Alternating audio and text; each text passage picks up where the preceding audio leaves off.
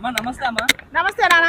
అమ్మా ఏదైతే ప్రొటెస్ట్ జరిగిందో ఢిల్లీ లోపల ఎవరైతే హిందూ ధర్మాన్ని సనాతన ధర్మాన్ని హిందూ దేవుళ్ళని తిట్టడం జరిగింది. సో అట్లాంటి వాళ్ళందరినీ గవర్నమెంట్ వదిలేసింది, కానీ పబ్లిక్ మాత్రం మనసులో పెట్టుకున్నారు, ఎక్కడ దొరికితే అక్కడ కొడుతున్నారు.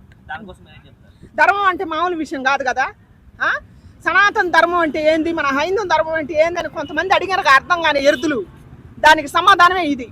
గవర్నమెంట్ వదిలిపెట్టినా మన సామాన్యులు వదలరు. ఎందుకంటే ధర్మం విలువ ఏంటో తెలుసు కాబట్టి. ఒక్కొక్కడు తిరుగు మాట్లాడిండు. ఏం మాట్లాడిండు?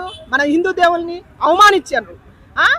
ఆర్మీ మన యావత్ ప్రపంచాన్ని కాపాడే ఆర్మీ. అక్కడ కులం లేదు, మతం లేదు, వర్గం లేదు, ఎండ లేదు, వాన లేదు.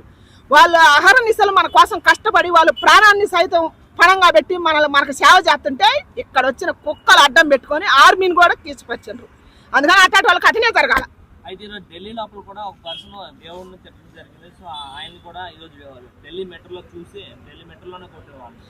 ఇప్పుడు కానొస్తాడు దేవుడు.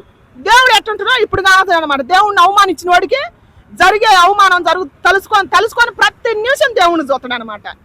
గవర్నమెంట్ కి చేత కాలేదు, పబ్లిక్ చేత అయింది. అయితే ఢిల్లీ లోపల మోదీని అమిత్ షా తిట్టారు ఎవరైతే ప్రొటెస్ట్ స్టూడెంట్లు. ఇప్పుడేమో నిన్న యూపీ లోపలేమో యోగి బాబాని తిట్టారు, కానీ అక్కడ సొంత తల్లిదండ్రులు వచ్చి ఆ పిల్లలు కొట్టడం జరిగింది. దానికోసం తల్లిదండ్రులకే కడుపు మండింది. మరి మన హైందూ ధర్మం అంటే సామాన్యత, మన సనాతన ధర్మం. మన మోడీ గారు ఎంత చేసినాయా? అయోధ్య రామ మందిరం కట్టడానికి అన్ని కష్టాలు పడ్డాయా?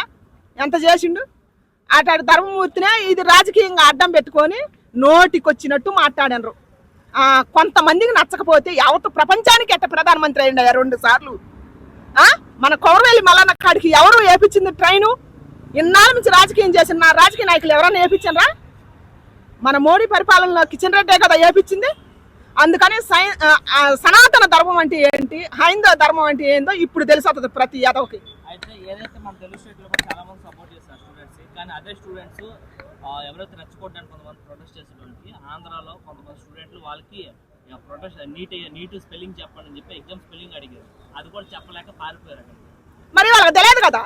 వాళ్ళకి అసలు ఏం తెలుసు చదువు గురించి, సరస్వతి గురించి, అమ్మ గురించి, అమ్మ తత్వం గురించి, జాబ్ గురించి, కష్టం గురించి వాళ్ళకి తెలుసు. నిజమైన స్టూడెంట్లు అయితే కదా అక్కడ చేయటానికి. నిజమైన స్టూడెంట్లు ఏమో పాపం వాళ్ళు అడుగు వాళ్ళకి ఇప్పటికీ న్యాయం జరిగిందంటే నేను నమ్మను.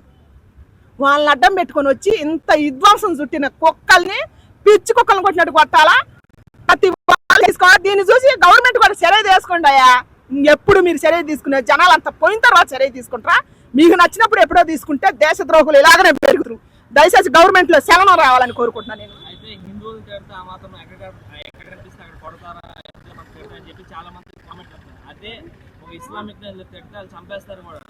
ఒరే నీతు మాలిన కుక్క, ఒక ఇస్లాము ఒక హిందువు ఏరు చేసి మాట్లాడే కుక్కలే ఈ రాజకీయం నడిపేది. హిందూ, ముస్లిం, క్రిస్టియన్ ఇలా అన్నదమ్ముల్లా హాయిగా బాయిగా బాగానే ఉన్నారు. కొంతమంది కుక్కలేది కుక్క వ్యాపారం చేసేది అంతే, ఇంతకు మించి ఏం లేదు. నెక్స్ట్ అయితే అదే టైంలో ప్రొటెస్ట్ ఢిల్లీ ఏదైతే జరిగిందో, కానీ జమ్మూ కాశ్మీర్లో ఒక ముస్లిం అయిన హుస్సేన్ సైక్ అని చెప్పి ఒక పర్సన్ని ఢిల్లీ టెర్రర్ అటాక్లో మన టెంపుల్ దగ్గర చంపేశారు. సో అట్లాంటి పర్సన్ కోసం ఎవరు పట్టించుకోలేదు, కానీ అదే ఆర్మీని చేయడం అయితే జరిగింది. అలాంటి పర్సన్ మనం గుర్తుపెట్టుకోవట్లేదు. అదే కదా నేను ఇప్పుడు చెప్పింది. ఇప్పుడు హిందూ, ముస్లిం, క్రిస్టియన్ మీద గొడవలు పెట్టేది ఎవరు? ఎదవలే. అది నిజంగా వాళ్ళ దాకా కష్టం వస్తే వాళ్ళని కాపాడటానికి ఎందుకు రావట్లేదు? మరి ఎందుకు రావట్లేదు? అక్కడే లోపం కానొస్తుంది కదా. నెక్స్ట్ ఫైనల్ గా నేను చెప్పేది ఒక్కటే, రాజకీయంగా రెచ్చగొడతారు కులాల వారిగా, మతాల వారిగా. దయచేసి రెచ్చిపోవద్దు, జీవితాలు ఫలంగా పెట్టుకోవద్దు. మనం కలుద్దాం, వాళ్ళనే పక్కకు తోద్దామని నేను కోరుకుంటున్నాను. థ్యాంక్స్ అమ్మా.